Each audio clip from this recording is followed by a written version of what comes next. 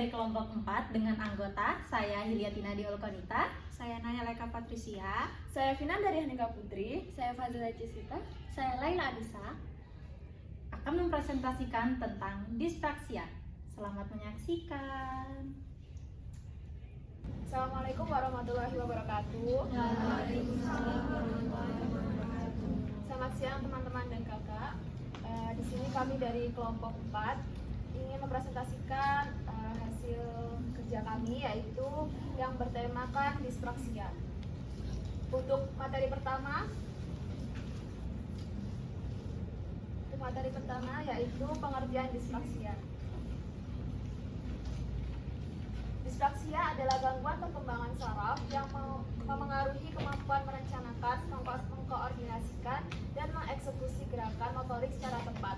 Anak atau individu dengan kondisi ini sebenarnya memiliki kemampuan fisik yang memadai, tetapi mengalami kesulitan ketika yang pertama mengatur urutan gerak tubuh. Ini misal seperti menggosok gigi, terus mandi gitu. Lalu yang kedua ada mengontrol koordinasi motorik halus maupun kasar. Untuk motorik kasar ini seperti berlari, berjalan, melempar, menangkap. Lalu untuk motorik halus itu seperti menulis, terus makan.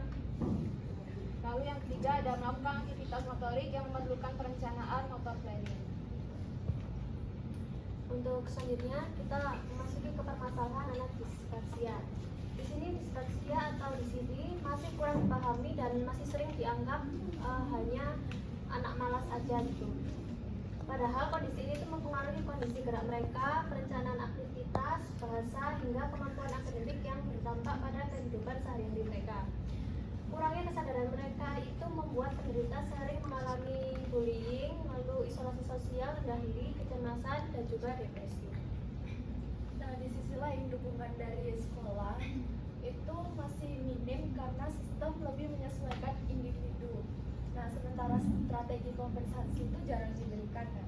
Terus dispraksia ini juga sering tidak terdeteksi sejak dini, khususnya pada remaja dan dewasa.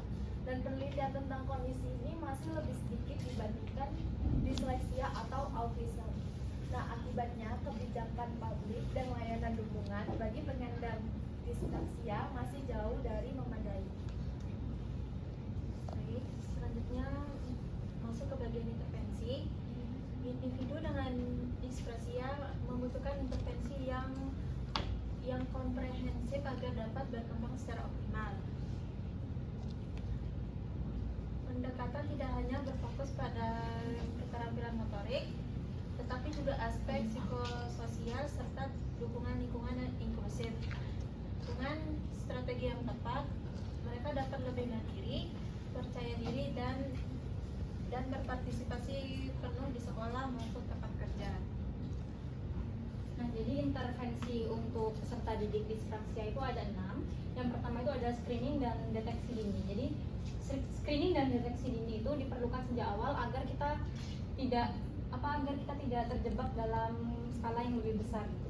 Selanjutnya ada terapi dan latihan motorik. Jadi terapi dan latihan motorik itu bisa terapi okupasi, fisioterapi, atau latihan keterampilan motorik halus dan kasar.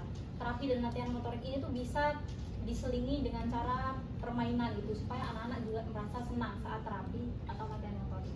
Selanjutnya ada strategi kompensasi, yaitu penggunaan teknologi bantu aplikasi alarm komputer atau perancangan langkah demi langkah, yaitu multisensoris. Selanjutnya dukungan psikososial. Jadi dukungan psikososial ini sangat penting karena untuk membuat anak tuh supaya nggak minder gitu, seperti konseling, coaching, komunikasi sebaya. Itu gunanya untuk mengurangi kecemasan, depresi, dan stigma masyarakat. Selanjutnya ada inklusi pendidikan dan kerja, yaitu kita menciptakan lingkungan yang inklusif untuk area pendidikan, kerja, ataupun area manapun untuk peserta dispraksia. Yang terakhir ada kolaborasi multidisipliner. Masuk dari kolaborasi multidisipliner ini tidak hanya satu pihak yang akan mengintervensi anak tersebut. Jadi kita membutuhkan kerjasama dari orang tua, guru, tenaga kesehatan, ataupun rakyat di sekitarnya. Sekian dari kami. Mungkin dari teman-teman ada yang mau ditanyakan atau mau didiskusikan? Silakan. Cukup. Oke. dari kami. Wassalamualaikum warahmatullahi wabarakatuh.